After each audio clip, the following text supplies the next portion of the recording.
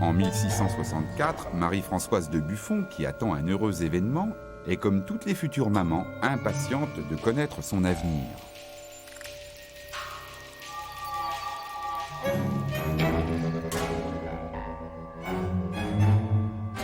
Madame Buffon va donner naissance à un petit garçon, Georges Louis-Marie, que l'on surnommera très vite Buffonnet. Il sera riche comme son papa et deviendra comme lui intendant des jardins du roi. Malheureusement pour Marie-Françoise, un prochain accident de cheval va l'empêcher de voir grandir son fils. Madame de Buffon décède en 1769. C'est une période de transition pour Buffon. La mort de sa femme le frappe beaucoup. Il n'avait peut-être pas été d'une fidélité parfaite à son épouse, mais il avait pour elle une très sincère affection. Et le décès de sa femme le chagrine beaucoup.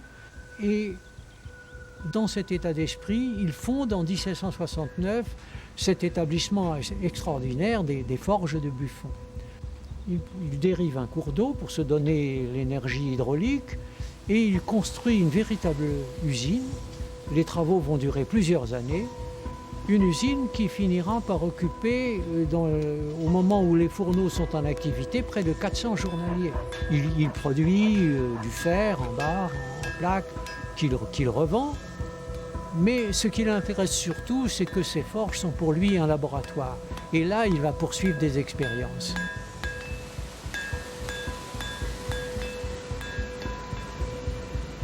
Les forges permettent à Buffon de prolonger ses études initiées au Jardin du Roi sur la propagation de la chaleur dans les corps.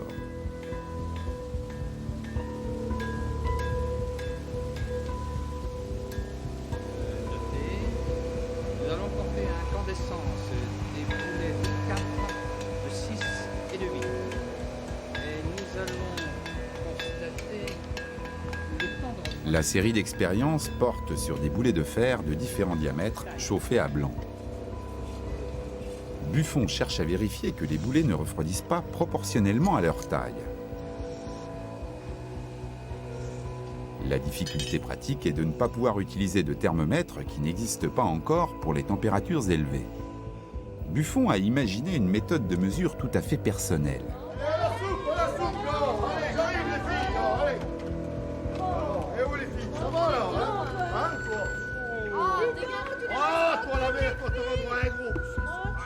Faire manipuler les boulets par des femmes ouvrières choisies pour la sensibilité de leur peau. 2 instants sont alors mesurés dans le temps de refroidissement.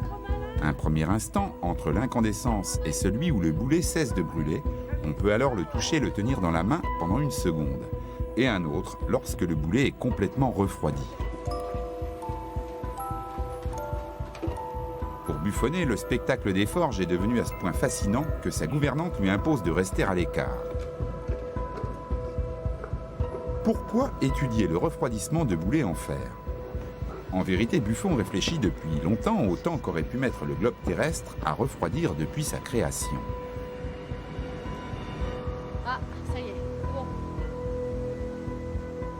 C'est bon. Ces réflexions le conduisent à une 2e série d'expériences. La Terre, qui n'est pas un globe de fer, est composée de différentes substances. Il faut refaire la manipulation avec une trentaine de globes de matières différentes. Les observations vont durer près de 6 ans et seront répétées de toutes les manières possibles.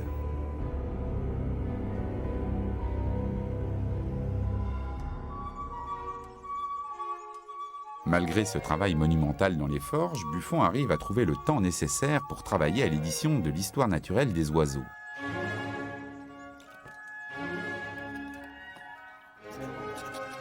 Magnifiquement illustrée par Martinez, cette nouvelle série comportera 9 tomes qui paraîtront jusqu'en 1783.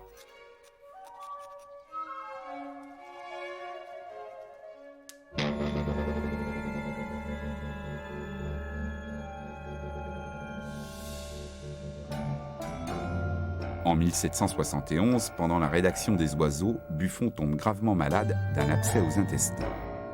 Les médecins le pensent perdu, ont fait venir à la hâte son frère, prieur de l'abbaye du Petit Cîteaux. À Versailles, dès que la nouvelle est connue, la classe savante commence à s'agiter pour la succession. Tout le monde veut ce poste d'intendant, bien que Buffon ait obtenu de Louis XV la survivance du jardin et du cabinet pour son fils. Or, Buffonnet n'a que 7 ans. En tout état de cause, il ne peut pas exercer cette charge. Maintenant qu'il est miraculeusement rétabli, Buffon apprend la nouvelle. Par décision royale, Charles-Claude de Flahault, comte de la Billarderie d'Angivilliers, a obtenu la succession du jardin et du cabinet du roi. En homme sage, Buffon se résigne, sachant que le roi saura se montrer reconnaissant pour son obéissance. Et aujourd'hui, pour donner à notre homme illustre une marque de sa bonté, Sa Majesté le Roi a décidé de faire ériger la terre de Buffon en comté. Ainsi, par des voies inattendues, Buffon réalise le rêve de toute famille bourgeoise de l'Ancien Régime, accéder à la noblesse. Désormais, on parle de Monsieur le Comte de Buffon. Dans les registres de la Maison du Roi, où on recopie la correspondance des ministères, Buffon change de catégorie. Il entre dans les chapitres des personnes nobles. Il est maintenant riche, il est devenu trésorier perpétuel de l'Académie des sciences, membre de l'Académie française, trésorier perpétuel de l'Académie royale des sciences, membre de la Société royale de Londres, membre des académies de Berlin, Saint-Pétersbourg, Bologne, Philadelphie et j'en passe, seigneur de Montbard, seigneur de ci, de ça. Monsieur de Buffon devient un très grand personnage. Parallèlement à l'édition des Oiseaux, les Époques de la nature paraissent en 1778.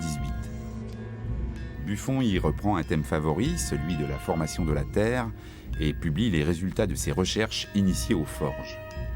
Ces révélations pourraient lui valoir une nouvelle condamnation de la part des autorités religieuses. La première époque de la nature, c'est la Terre, avec quelque chose en fusion. La preuve, c'est sa forme, qui est un peu plus large que haute. C'est donc, parce que comme elle tourne, c'est donc bien la preuve que c'était quelque chose de liquide. Ensuite, il dit que donc la Terre se refroidit, et qu'il y a eu des montagnes, et que ces montagnes résultent du refroidissement de la Terre, et non pas, comme beaucoup le disaient jusque-là, des mouvements de l'eau. Donc il s'est dit finalement, si la Terre refroidit, ce n'est pas une Terre qui a un temps éternel. Elle n'a pas toujours été comme ça, et ça c'est, à mes yeux, l'aspect fondamental qu'a apporté Buffon dans son regard sur la Terre, c'est qu'il l'inscrit dans un temps historique. Il y a donc un début. Dans cette histoire de la Terre, Buffon distingue 7 périodes ou époques. La première est celle où la planète n'est encore qu'un globe en fusion. Au cours de la seconde, le refroidissement ride l'écorce terrestre. Ensuite arrivent les molécules organiques, la vie se développe et les continents se forment.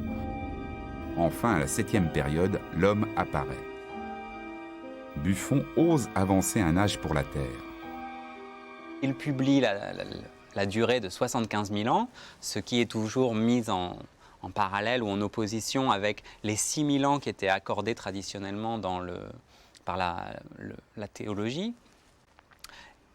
Et donc, il publie 75 000 ans, mais dans ses manuscrits, on trouve des durées beaucoup plus importantes. Dans ses notes, il avait noté 10 millions d'années.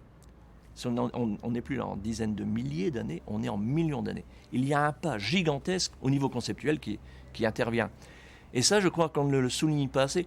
Les géologues le soulignent. Buffon, le gros apport de Buffon en géologie, ça a été d'instiller et même après de démontrer cette notion de temps immense, de temps très profond.